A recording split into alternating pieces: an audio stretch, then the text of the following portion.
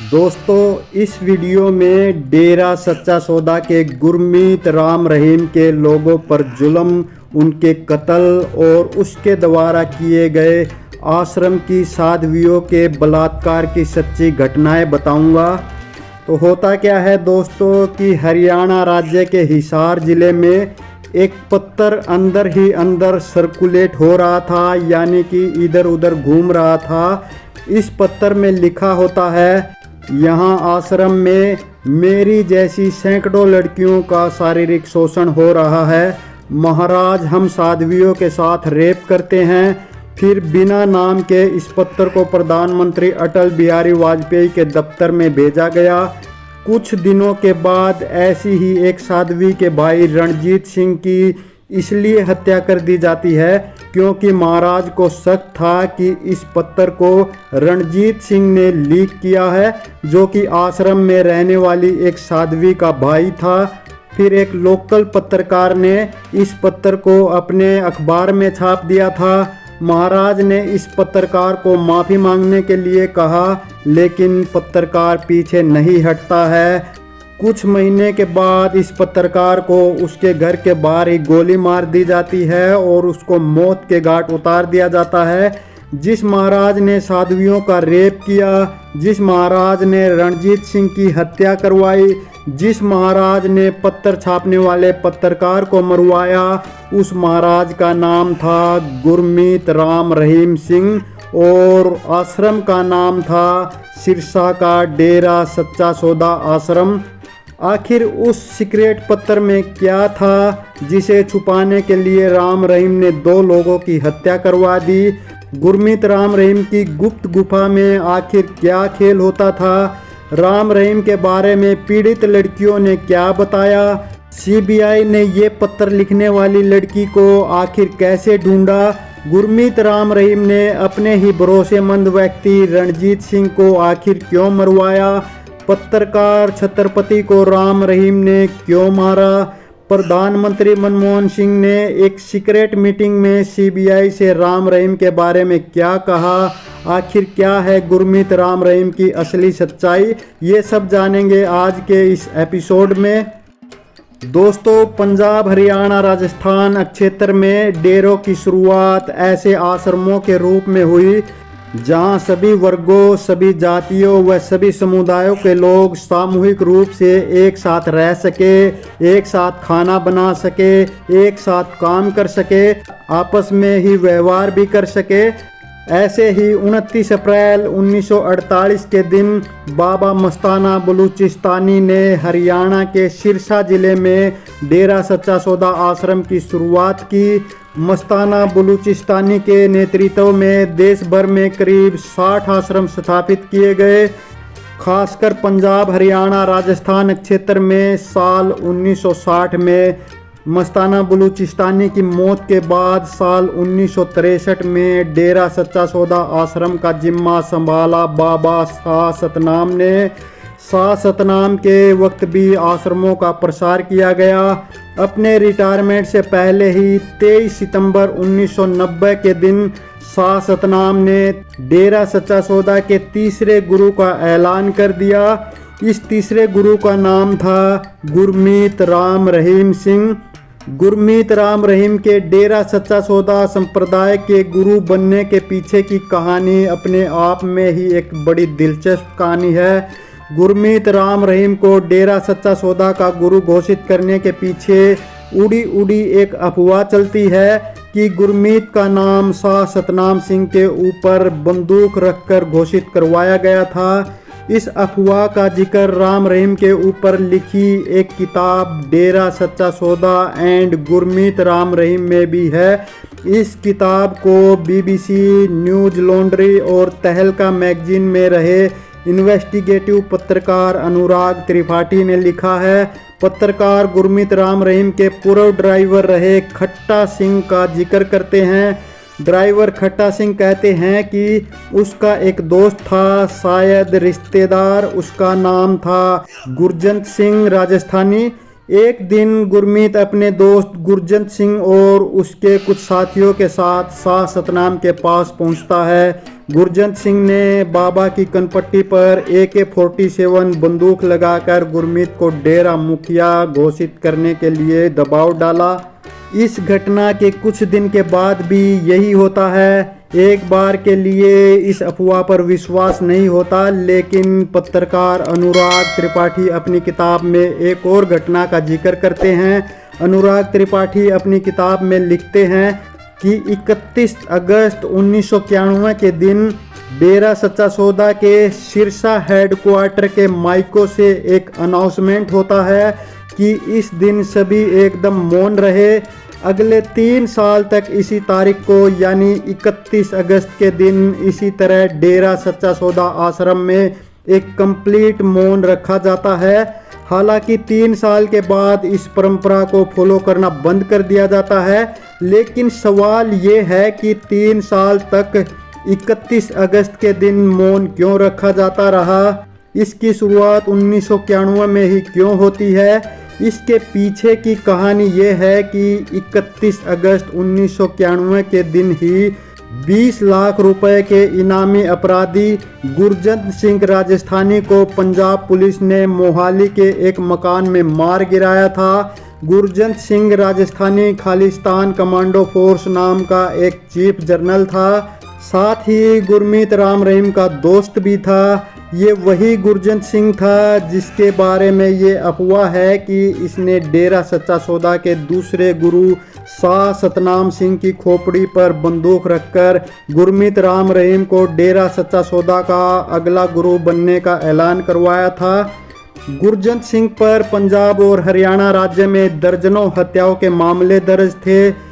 Interesting बात यह है कि गुरजंत सिंह और गुरमीत राम रहीम दोनों एक ही गांव के हैं, यानी श्री गुरुसर मोडिया गांव से आते हैं, जो कि राजस्थान के गंगानगर जिले में आता है।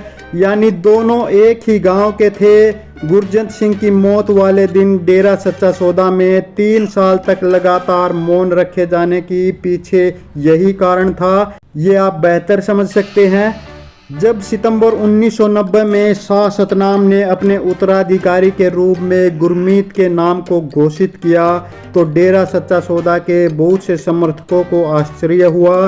कुछ डेरा समर्थकों का ये भी कहना था कि जब शाह सतनाम अपने रिटायरमेंट से पहले अपने उत्तराधिकारियों का नाम का चुनाव कर रहे थे, तब उन्होंने 3 लोगों के नाम पर विचार किया था जिनमें गुरमीत का नाम कहीं भी नहीं था। गुरमीत राम रहीम के डेरा प्रमुख बनने की कहानी क्या है, ये तो शायद ही किसी दिन सामने आ पाए, लेकिन एक 23 साल के लड़के का इतने बड़े डेरा का स्पिरिचुअल हेड बनना अपने आप में एक चमत्कार था। लेकिन यहाँ एक चीज़ स्पष्ट जरूर हुई कि जहाँ एक और डेरा के 2 गुरुओं का ध्यान अध्यात्म की तरफ था, तो गुरमीत का ध्यान पैसा और पावर की तरफ अधिक था। यही से प्रॉब्लम शुरू होती है। लेकिन आगे की कहानी सुनाने से पहले मैं आपसे रिक्वेस्ट करना चाहता हूं कि आप इस वीडियो को लाइक कर दें और चैनल को सब्सक्राइब कर दें। दोस्तों, आमतौर पर आप में से बहुत से दोस्त वीडियो देखकर जाते हैं लेकिन सब्सक्राइब करना भूल जाते हैं। आपका चैनल को सब्सक्राइब करना हमारे चैनल के लिए बहुत इम्पोर्टेंट है, तो चैनल को सब्सक्राइब कर दीजिए। तो अब आगे की कहानी। तो गुरमीत राम रहीम को डेरा सच्चा सौदा का हेड बने हुए 8 साल बीत चुके थे। सिरसा जिले का एक बड़ा हिस्सा बाबा राम रहीम के डेरा सच्चा सौदा का हिस्सा बन चुका था। सिरसा के आम लोगों और लोकल पत्रकारों में इस बात को लेकर शक पैदा होता है कि डेरा सच्चा सौदा आश्रम कोई दान नहीं लेता, कोई दक्षिणा नहीं लेता। बावजूद इसके इनका संप्रदाय लगातार बढ़ता जा रहा है। आखिर कारण क्या है? इसी तरह एक पत्रकार का नाम था रामचंद्र छत्रपति। रामचंद्र छत्रपति पूरा सतनाम नाम का एक लोकल अखबार चलाते थे, जो सिरसा जिले के लेवल पर एक काफ़ी चर्चित था। इलीगल ज़मीन कब्जे की अपनी खबरों के कारण पत्रकार छत्रपति पहले से ही डेरा सच्चा सौदा समर्थकों के निशाने पर था। इसी बीच 30 मई के दिन सिरसा के रोडी मार्केट एरिया में एक कार ड्राइवर की एक पुलिस सिपाही से भिड़ंत हो जाती है। जब पुलिस इस कार की चेकिंग करती है तो पुलिस को एक गुप्त पत्र की फोटोकॉपी मिलती है।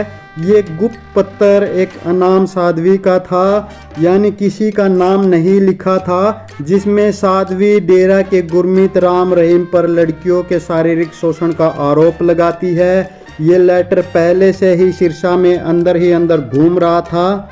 इस घटना के बाद किसी तरह से पत्रकार छत्रपति को भी इस पत्र की एक फोटोकॉपी मिल जाती है।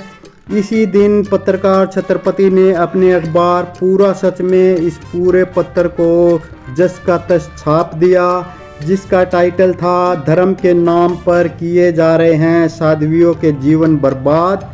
जल्द ही ये खबर सिरसा में एक हॉट टॉपिक बन जाती है। डेरा सच्चा सौदा एंड गुरमीत राम रहीम की किताब के अनुसार जल्द ही डेरा समर्थकों ने अखबार की एक एक कॉपी को अपने पास लेकर जला दिया, लेकिन वो लेटर जो अभी तक अंदर ही अंदर घूम रहा था वो जल्द ही सिरसा में चर्चा का विषय बन जाता है।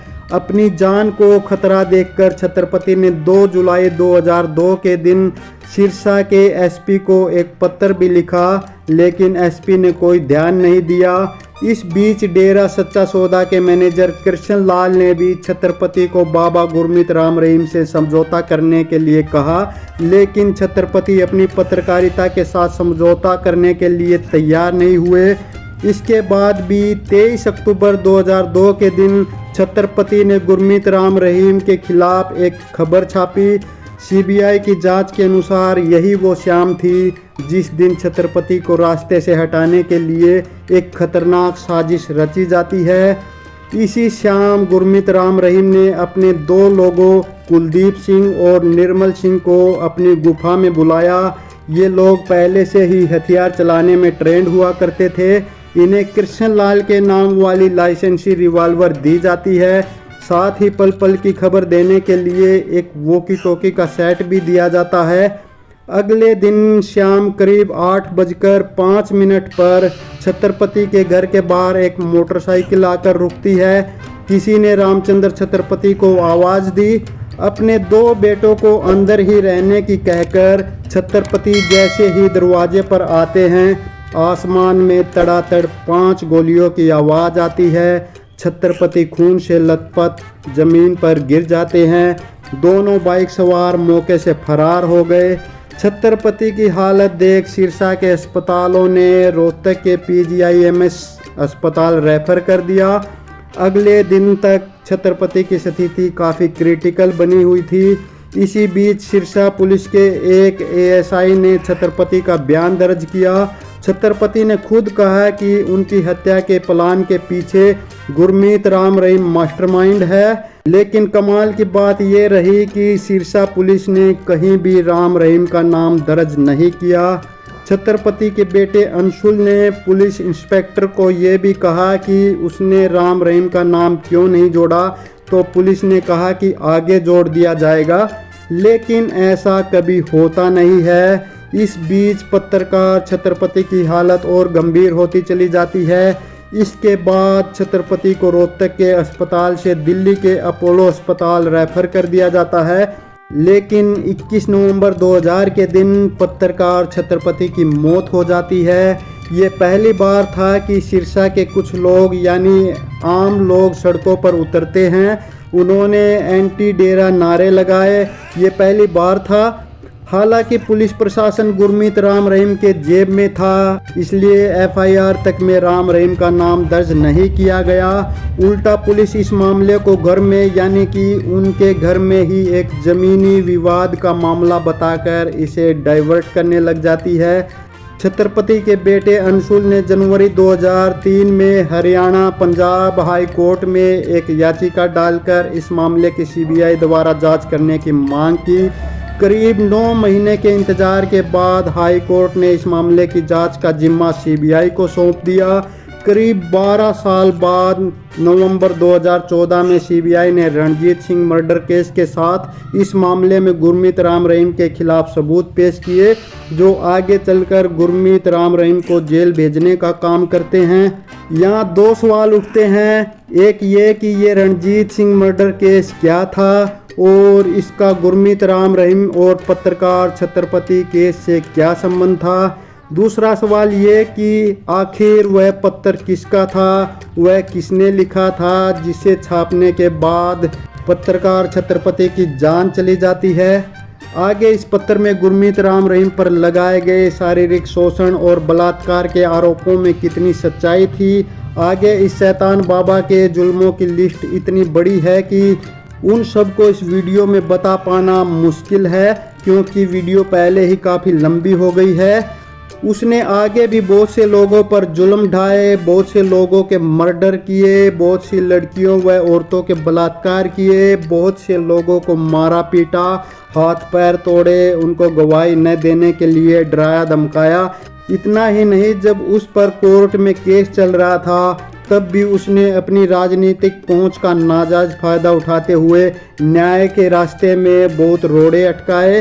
तो ये सब उसने कैसे किया, उसका वो सब जालिमपना जानेंगे अगली वीडियो में, जो कि बहुत ही खौफनाक है।